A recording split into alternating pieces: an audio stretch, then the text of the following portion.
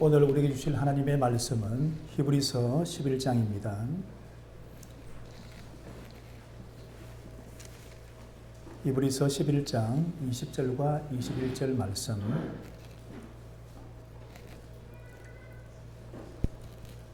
찾으셨으면 함께 읽겠습니다. 믿음으로 이삭은 장차 있을 일에 대하여 야곱과 에서에게 축복하였으며 믿음으로 야곱은 죽을 때에 요셉의 각 아들에게 축복하고 그 지팡이 머리에 의지하여 경배하였으며. 아멘. 히브리서 11장은 믿음의 사람들, 믿음의 영웅들을 수없이 말하고 있습니다. 믿음의 영웅들이라고 하기에는 참 곤란한 면이 있습니다. 왜냐하면 그들을 믿음의 영웅이라 부를 수는 있는데, 그렇게 하면 그들과 우리 사이의 거리와 차이가 자꾸 나기 때문입니다. 그들은 아주 대단한 사람들, 우리는 그렇지 못하는 보통 사람들, 이런 식으로 나누면 안 됩니다. 그들과 우리가 다르지 않습니다. 그들에게도 실수와 실패가 없었습니까? 있었습니다. 그런데 그들이 잘한 한 장면 때문에 나머지 모든 실수와 실패가 다 가려진 것입니다.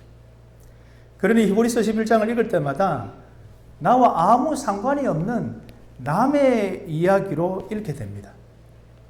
읽을 때마다 감동은 있는데 나보고 그리 살라 하면 안 됩니다. 불가능합니다. 말합니다. 수학 점수를 50점 먹었습니다. 잘한 것입니까? 못한 것입니까? 친구 철수는 20점 먹었다고 합니다. 친구 영원이는 90점 먹었다고 합니다. 엄마에게 철수 점수를 말해줘야 됩니까? 아니면 영훈이 점수를 말해줘야 합니까? 엄마에게 철수 점수를 이야기해주면 우리 아들이 그래도 조금은 잘하는가 보다라고 생각할 것입니다. 엄마에게 영훈이 점수를 이야기하면 우리 아들이 못해도 아주 못했구나 생각할 것입니다. 믿음의 영웅들은 90점, 우리 같은 보통 사람들은 50점이라고 하면서 90점 가까이 가려는 마음보다는 그대로 50점으로 남아있고자 핑계를 대고 있다는 것입니다. 아브라함은 아브라함이니까 되고 우리는 아무리 해도 그렇게는 못 산다. 우리도 아브라함이 될 수 있습니다. 사랑하는 독자 이삭을 죽일 수 있습니다. 네 후손은 반드시 이삭으로 말미암으리라. 이것이 하나님이 아브라함에게 하신 약속 아닙니까? 이삭이 있어야 이삭의 자식도 있고 아브라함의 자손도 있습니다. 어떻든 최종적으로 이삭은 살아 있어야 합니다. 이삭이 아닌 다른 자식으로 대신할 수는 없습니다. 만약에 내가 이삭을 죽이면 하나님이 죽인 이삭을 살려내서라도 약속하신 것을 반드시 지키실 것이다. 이것이 아브라함이 내린 결론입니다.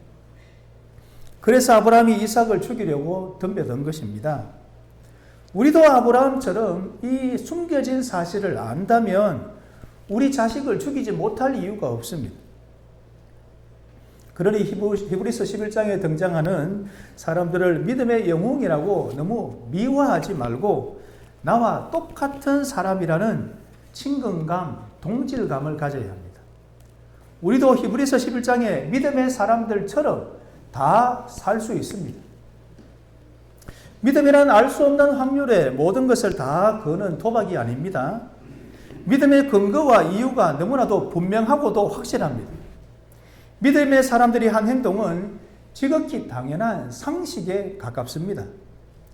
상대방이 내민 카드의 숫자는 5인데 내가 가진 숫자는 10입니다.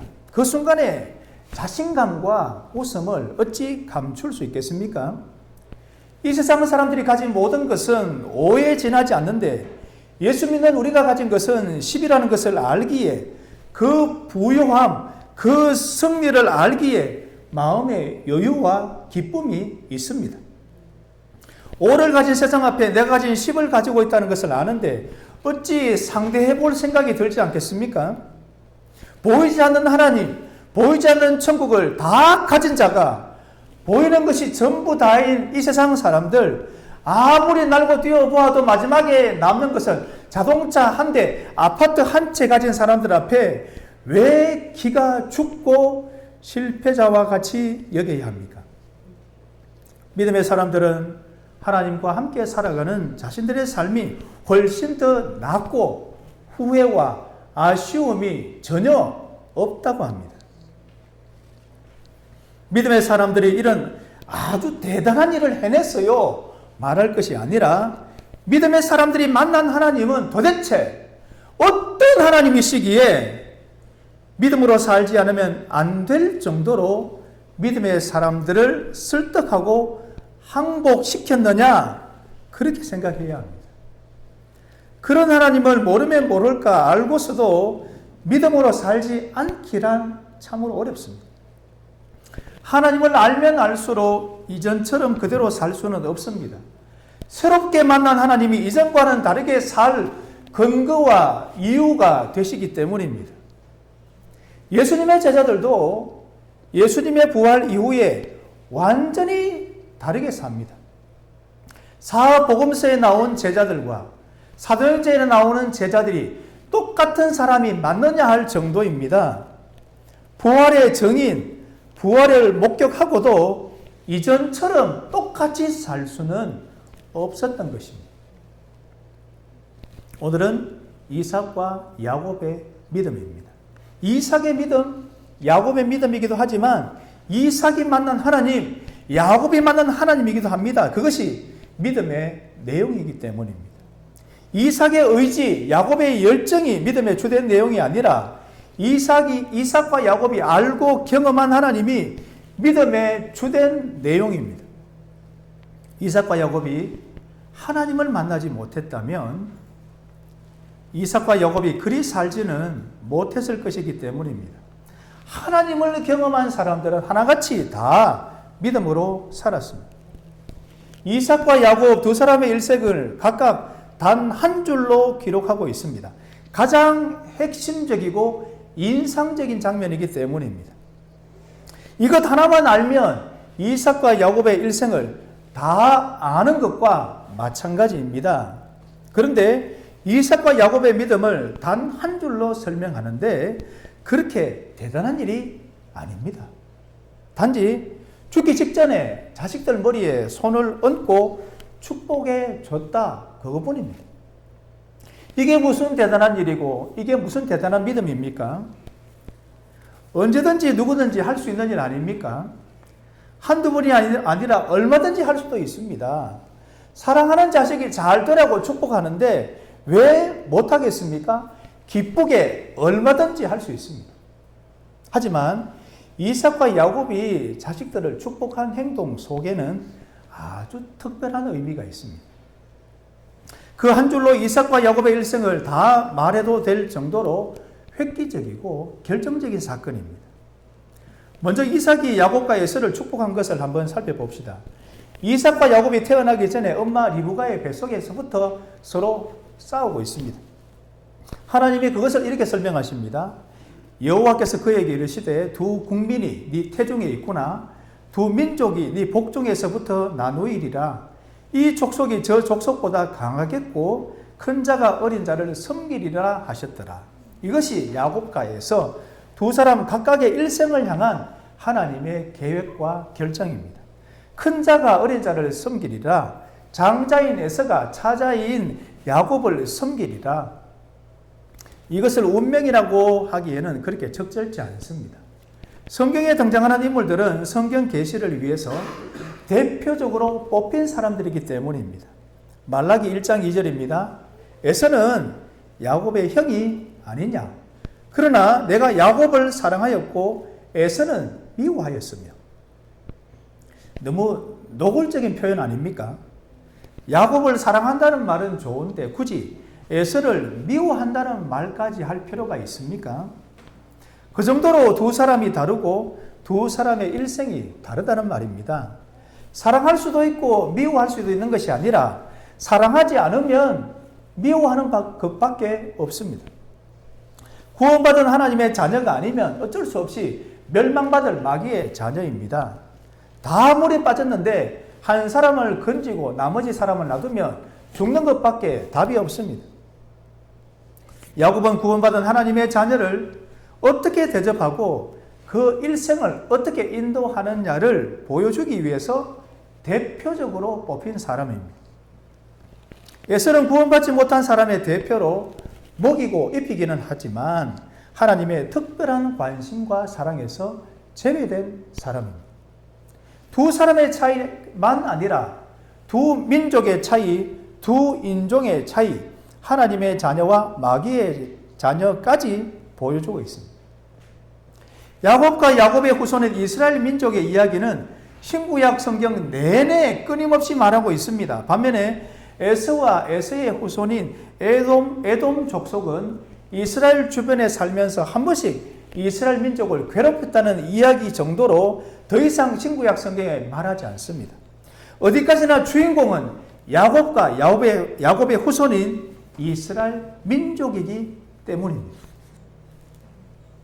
태어날 때 벌써 하나님의 정하신 길이 제각각 있는데 두 아들이 장성하여 이것을 바꾸려고 합니다.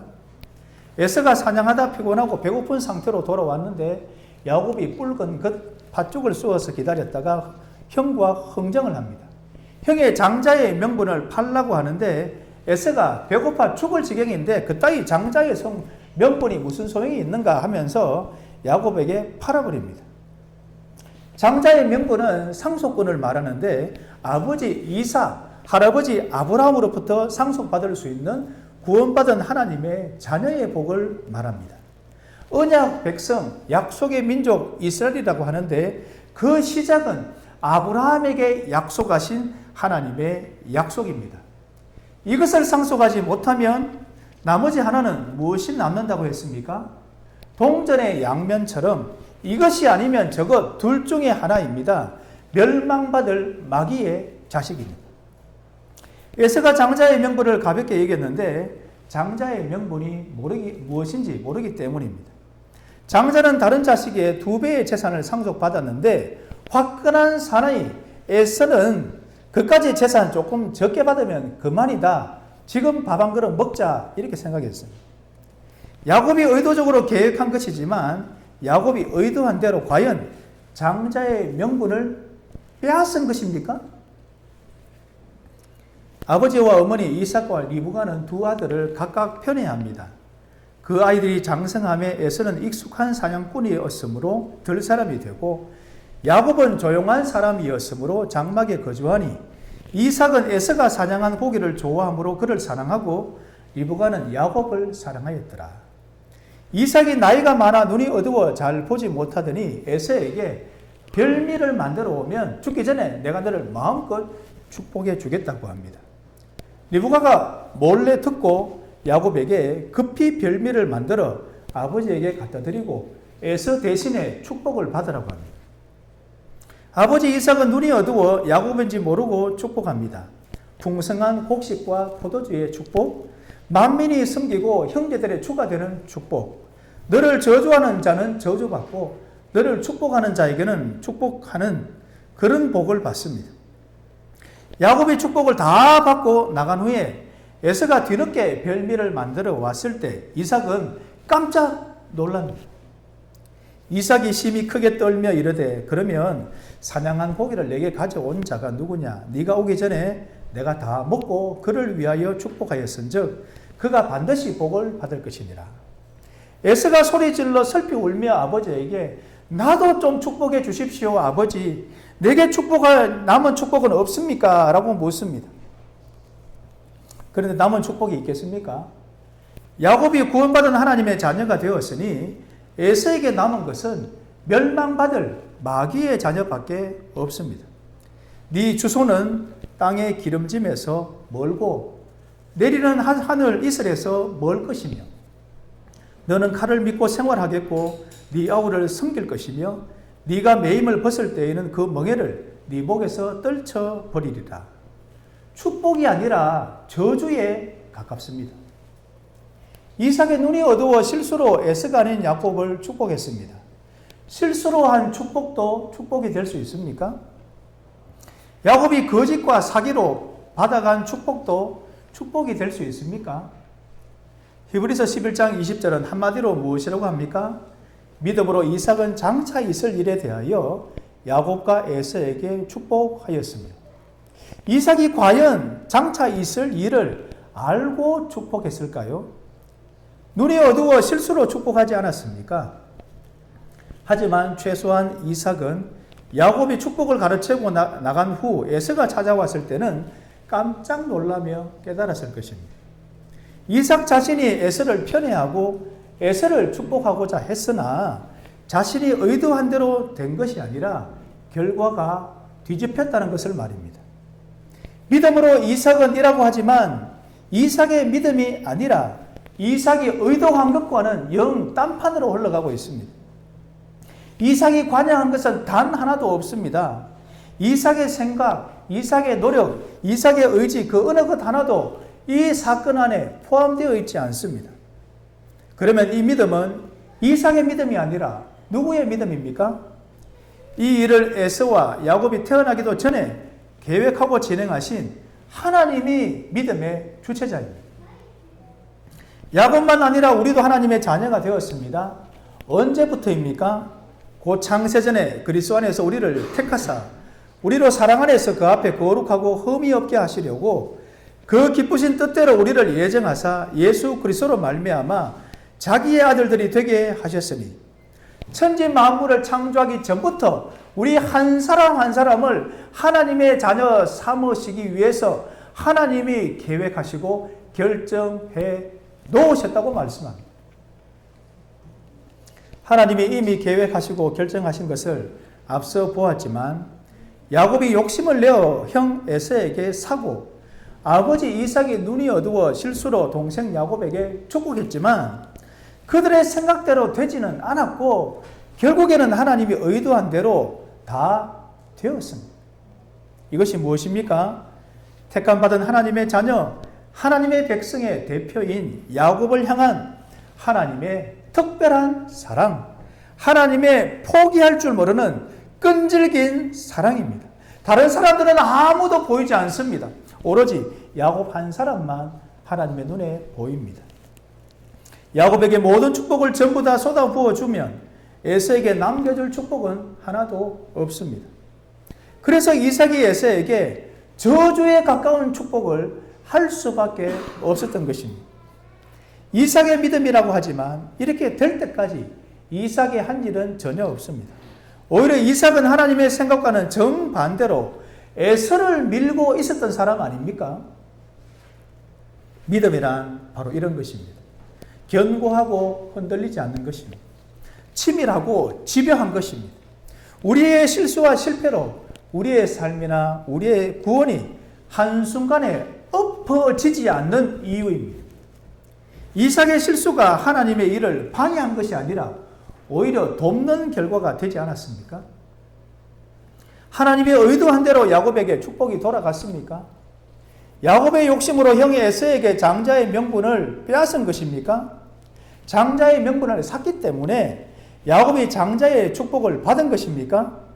결과만 보자면 그렇게 생각할 수도 있습니다. 하지만 야곱이 욕심을 내어 형과 아버지를 속여서 축복을 사고 축복을 빼앗지 않았더라도 이미 해놓은 하나님의 계획과 결정대로 야곱은 장자의 축복을 받았을 것입니다. 서울 가는 버스를 탔습니다. 그 버스 안에서 열심히 달립니다. 그러면 서울에 더 빨리 도착합니까? 착시 현상일 뿐입니다. 야곱이 지금 이러고 있다는 말입니다. 이해가 되십니까? 21절을 보십시오.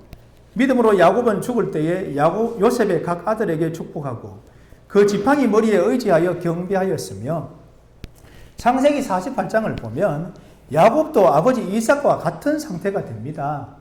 이스라엘의 눈이 나이로 말미암아 어두워서 보지 못하더라.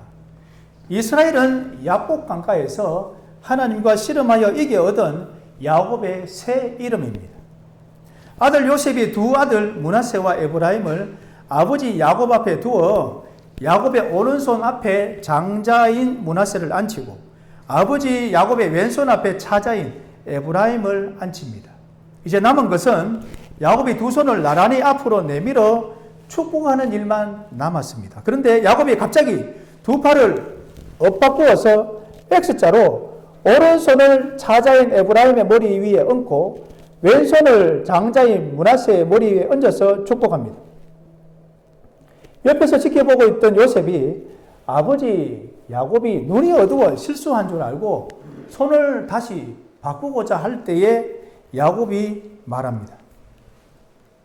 나도 안다 내 아들아, 나도 안다. 그도 한 족속이 되며 그도 크게 되려니와 그의 아우가 그보다 큰 자가 되고 그의 자손이 여러 민족을 이루리라. 야곱이 실수한 것이 아니라 다 알고도 의도적으로 축복한 것입니다. 비록 육신의 눈은 나이가 들어 어두웠지만 영적인 눈은 또렷하게 뜨고 있어서 오른손으로 에브라임의 머리를 왼손으로 므낫세의 머리를 정확하게 찾아간 것입니다. 야곱이 이렇게 손을 엇바꾸어 장자와 차자를 바꾸어 축복한 이유가 무엇입니까? 야곱의 자신의 전 생애를 통해서 하나님을 경험하면서 알았기 때문입니다. 큰 자가 어린 자를 섬긴다. 이런 하나님의 계획과 결정이 야곱의 자신의 일생 동안 꾸준히 진행되어서 결국은 자신이 장자가 되었고 장자의 축복을 받게 되었음을 드디어 알게 되었습니다.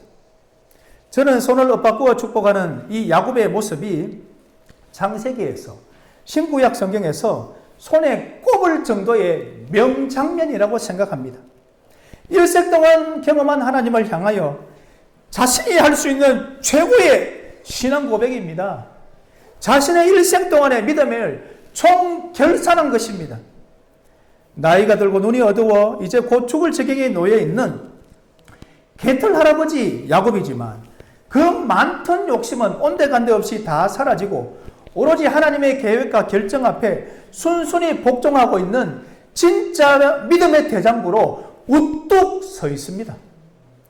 그래서 믿음으로 야곱은 죽을 때에 요셉의 각 아들에게 축복하고 하는 이 한 장면이, 이 구절이 야곱의 전 일생을 다 보여주고 있는 것입니다. 진짜 멋지고 아름답지 않습니까? 더군다나 야곱이 이렇게 될 줄은 상상도 할 수 없는 일입니다. 야곱이 누구입니까? 욕심쟁이입니다. 사기꾼입니다. 거짓말쟁이입니다. 싸움꾼입니다. 지금의 야곱은 누구입니까? 그 모든 불명예스러운 별명들을 싹 다 지워도 좋을 사람입니다. 비록 실패를 통해 배우긴 했지만 결국에는 자신의 일생을 향한 하나님의 계획과 결정을 알게 되었습니다. 일생 동안 욕심 하나로 똘똘 뭉치고 형과 아버지를 속이고 형과 외삼촌과 싸우면서 심지어 하나님에게조차 싸우겠다고 덤벼든 계산적이고 야망으로 가득 찬 야곱이었지만 이제는 부인할 수 없는 하나님의 결정과 계획 앞에 고스란히 다 복종하고 있습니다. 그러니 어찌 손을 엇바꾸어 요셉의 두 아들에게 축복하지 않을 수가 있겠습니까? 다시 생각해 봐도 진짜 멋지고 아름다운 모습입니다.